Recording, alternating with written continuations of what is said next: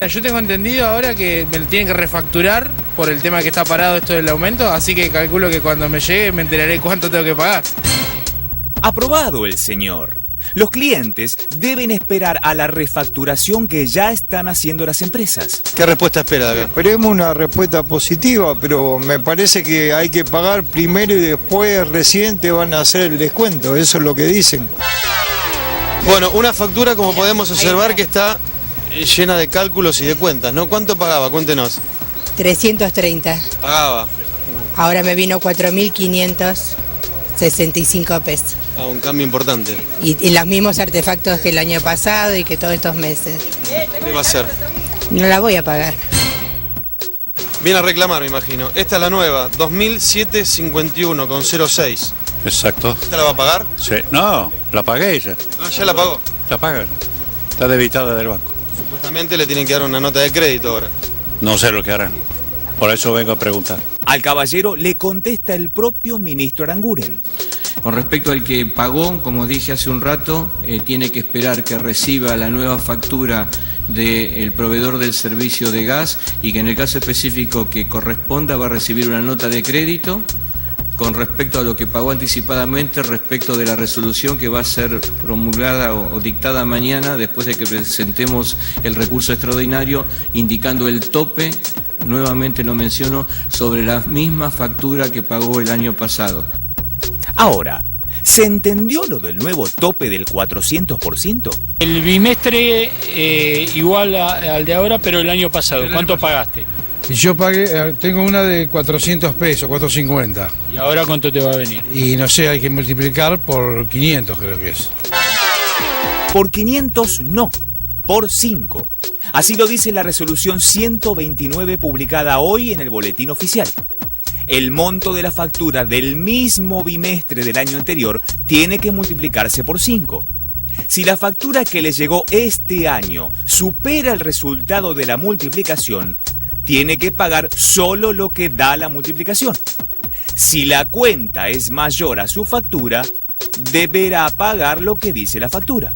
Bueno, cuéntenos a qué viene a reclamar. La impresión de la factura no aparece. Entonces no quiero encontrarme con sorpresas, como se han encontrado muchos ya, así que... Asustada porque no le vino. No, y sí, la factura es importante, así que bueno, vamos a ver. Si no recibió la factura, como la señora, no desespere. Y si la recibió, tampoco. ¿Puedo pagar la de 1000? ¿Ya la pagó? ¿Cuál? ¿Esto? La de 1000, la nueva. No sé, ahora voy a ver qué me dice acá. Pero no la pagó todavía. Todavía no. Ahora vengo para reclamar, para ver si qué me dice. Fíjense lo que dijo el vocero de Metrogas, Rafael Rodríguez Roda. Hasta que no se resuelva la cuestión de fondo de la cautelar, usted puede decidir no pagar. Los avisos de corte se han suspendido. Tantas idas y vueltas confunden, y es lógico. Si hace falta, lo explicamos de nuevo. O sea que no le quedó claro el tema del 400%, eso no lo entendió. Si ni ellos saben. Bueno, milagros argentinos. Del mismo modo que la Argentina debe ser el único lugar donde alguien va a enterrar plata en un convento con una ametralladora en la mano y la monja le ayudan a cargar el bolso, ¿sí? Argentina debe ser el único lugar donde un funcionario tiene una causa penal por no haber hecho lo que tenía que hacer en un caso tan escandaloso como las subas del gas que llegaban al 1000, 1500, 1800%, ¿sí? No hace lo que tiene que hacer. Tiene una denuncia penal de un grupo de fiscales que se encargan específicamente de estos casos, que dicen, señor, usted incumplió los deberes de funcionario público, usted está para esto, y no lo hizo. Bueno, hoy en el Boletín Oficial lo confirmaron este funcionario. Se llama David Tesanos, les venimos contando hace varios días que es el titular del Enargas, el titular fantasma del Enargas, porque el Enargas, que tiene entre otras varias funciones, teóricamente, está intervenido hace años, nunca funcionó, la verdad, ninguna administración, pero el Enargas es un organismo que se supone tiene que intermediar, velar de alguna manera por los derechos de los usuarios frente a las empresas privatizadas del gas, las distribuidoras de gas. El señor David Tesanos, que viene de Metrogas, era el presidente de Metrogas una noche y después fue el titular del Enargas, no hizo nada de esto. Y sobre todo no hizo lo único que tiene que hacer, que es convocar audiencia pública.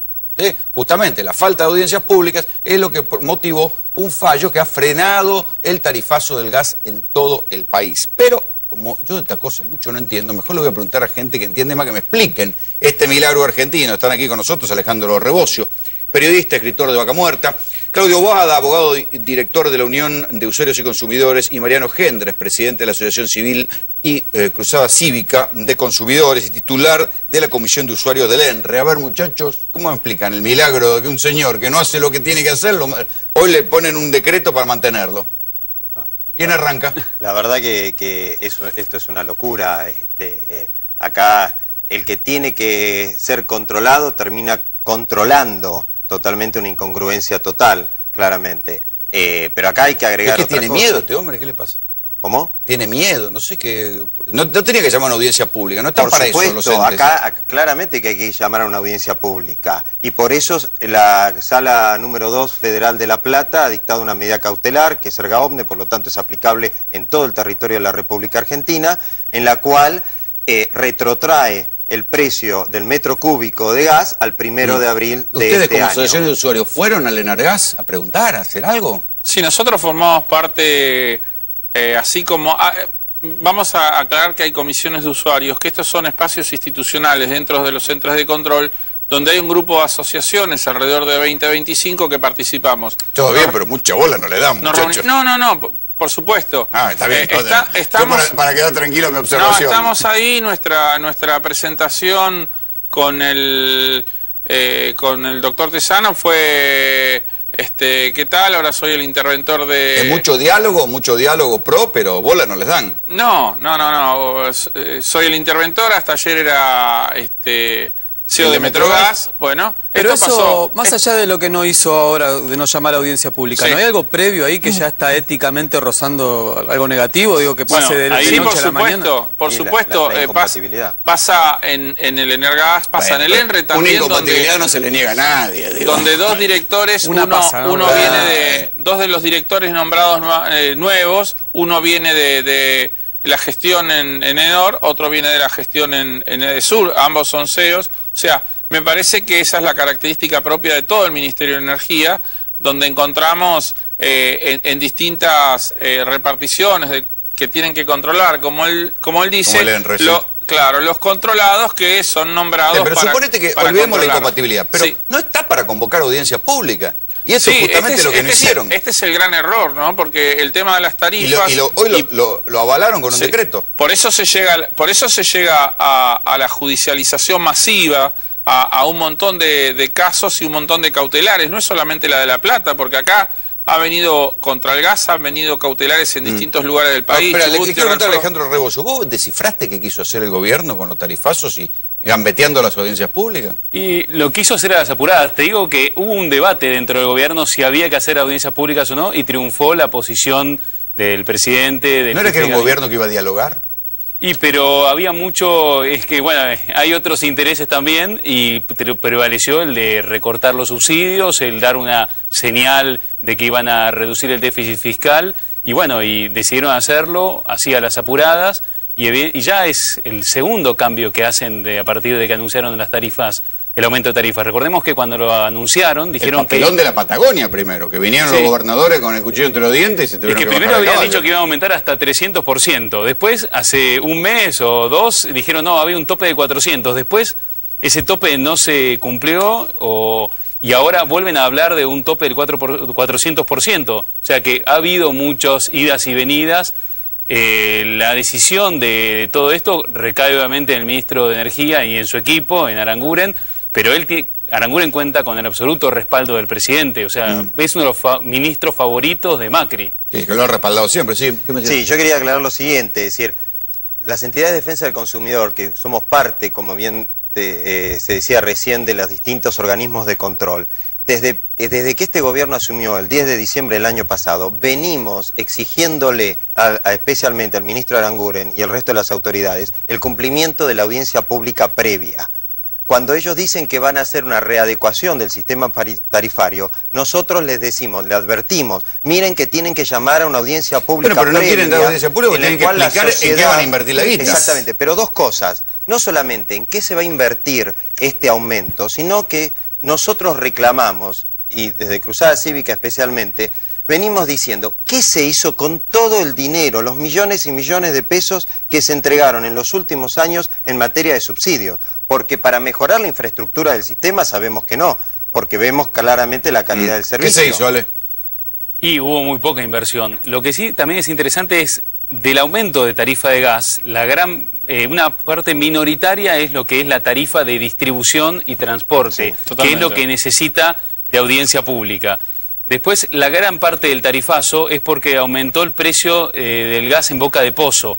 Eso no tiene que pasar por audiencia pública, pero es lo que más terminó impactando. Y eso no estaba subsidiado. El gas en bruto, digamos, el mayoreo. Y ahí, más que recortar subsidios, fue que el gobierno quiso dar una señal para el sector petrolero y de extracción de gas, de darle más precio. Pero ¿les va mal? Pero, ojo, hay un tema, hubo aumento del gas en pozo, pero también aumentó el metro cúbico, que estaba subsidiado, se eliminó el subsidio y se aumentó el valor del metro cúbico en las distintas categorías, tanto residenciales. O sea que el aumento fue doble. Por sacar el subsidio. Sacan el subsidio y aumentan.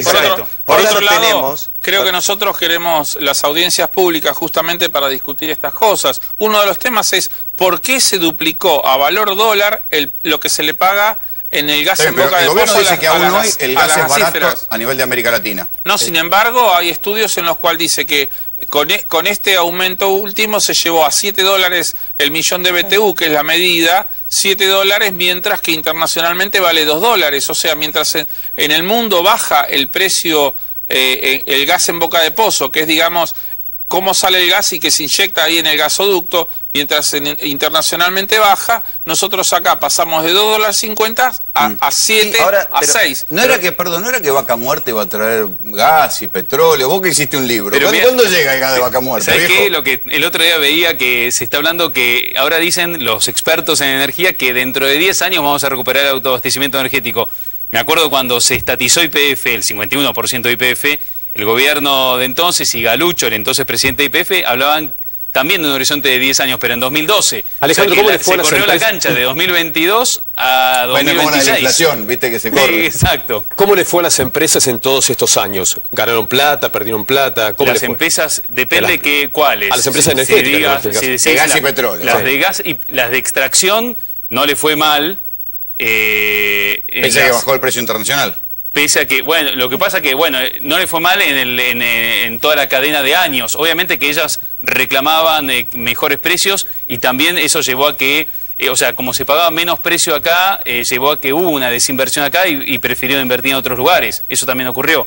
Por otro lado, si uno mira el sector de distribución y de transporte, de gas, de electricidad, tuvieron varios años con pérdidas. Sobre todo el sector eléctrico tuvo... La mayoría, yo estuve ahora mirando los balances de los últimos 4 años y la mayoría, el 60% daba pérdida en el sector eléctrico. O sea que depende qué sector. Pero el gas se había aumentado hace un par de años, mientras que el gas se había aumentado el gas nuevo. Sí. O sea, lo que se había dicho era que subía a $7,50 el millón de BTU, que es la unidad de medida, para el gas adicional que producían las empresas.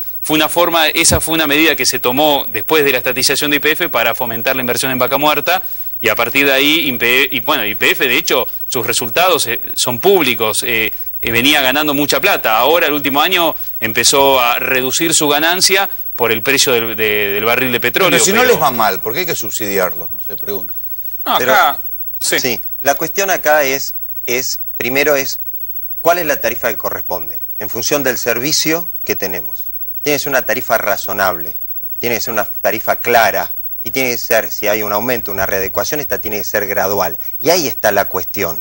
Porque no es que solo aumentó el gas más del 2000%, aumentó la luz más del 700%, aumentó el agua, aumentó el transporte, el combustible, las prepagas, el colegio, aumentó todo en forma ni hablemos de la canasta familiar, por supuesto. Entonces acá no hay que tomar en forma segmentada cada uno de estos aumentos. Acá el problema del gobierno es que toma esto como si fuera una cuestión de gestión. Y esto es una cuestión política. ¿Qué reflexión? Hay una insensibilidad total de cómo esto impacta en el bolsillo y en la realidad social de cada uno de nosotros que vivimos en esta cuestión. Y es ahí donde hay un gran déficit por parte del ministro Aranguren.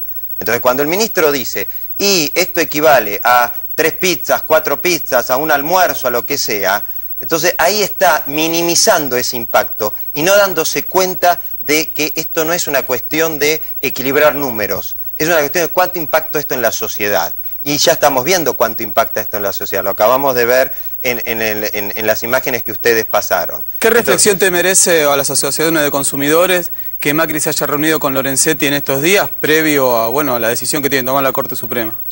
Bueno, nosotros estamos organizando entre algunas asociaciones, hay diversas formas de manifestar nuestro repudio, nuestro rechazo o nuestra alarma frente al tarifazo ¿no? Es un grupo de asociaciones, organizaciones sociales y todos estamos organizando este ruidazo para mañana, cacerolazo, bocinazo, como le digas.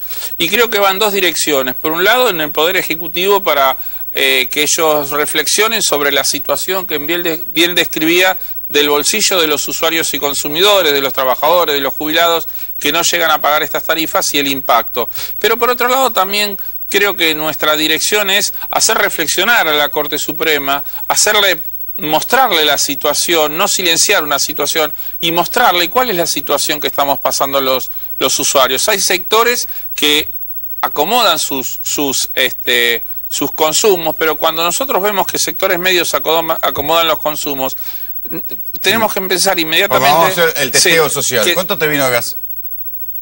¿Cuánto vino? Ella paga, mi hija. A ver, de la bruja, ¿cuánto vino de gas? No sabe. Y tenés entre los compañeros también tenés... No sabés. Pero el problema, dos cositas. Primero, muchachos, no les van a dar ninguna audiencia pública porque si ustedes le van a decir lo mismo que están diciendo acá, se acabó el plan que tienen ellos. ¿Sí? Ustedes imagínense en una audiencia pública donde ustedes... Lo que están diciendo acá le piden explicaciones. Bueno, pero por eso judicializamos y la justicia le exige... Muchachos, la justicia argentina... a ver, por eso judicializamos... Bueno, la justicia argentina se lleva para el tarifazo.